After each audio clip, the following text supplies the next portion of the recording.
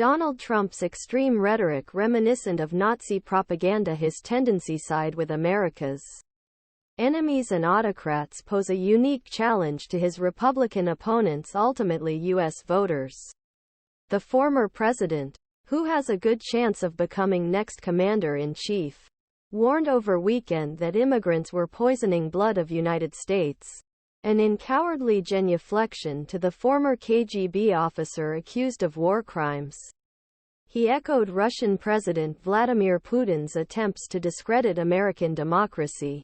Trump's statements at rally held in New Hampshire, the first state of GOP, on Saturday are contrary to America's founding values and political traditions.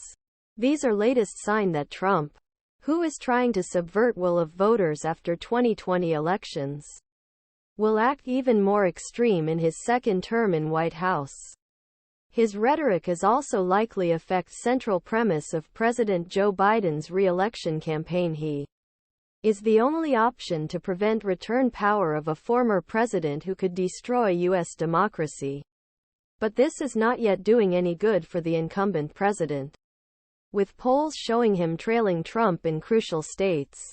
While Trump's rhetoric demands a sense proportion from critics, his perverse behavior also requires an understanding of provocative aims and a sober assessment the exact threat he poses to democratic values around the world, which are under threat from autocracies in China, Russia, Iran and other places.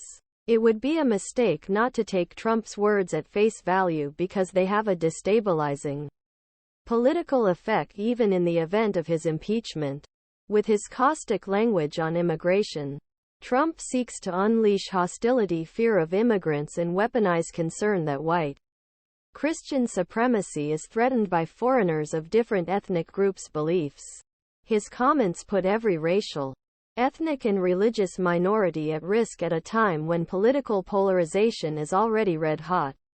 He is also exaggerating threat from undocumented immigrants to capitalize on Biden administration's failure to control influx at southern border. Republicans have long argued that the situation is a crisis, and the White House has been unable to come up with a political narrative to counter that. Violent and often racist immigration rhetoric is at the heart of Trump's appeal. Trump used his conspiracy campaign over former President Barack Obama's birthplace as a springboard for his political career. Slandering Mexicans has fueled his campaign language since his first speech in the summer of 2015.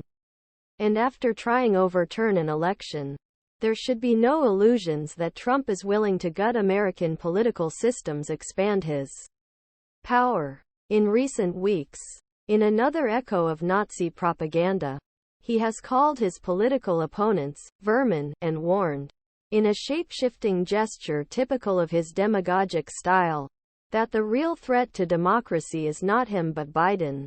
But Trump is also trying to trap his critics. He breaks widely accepted norms,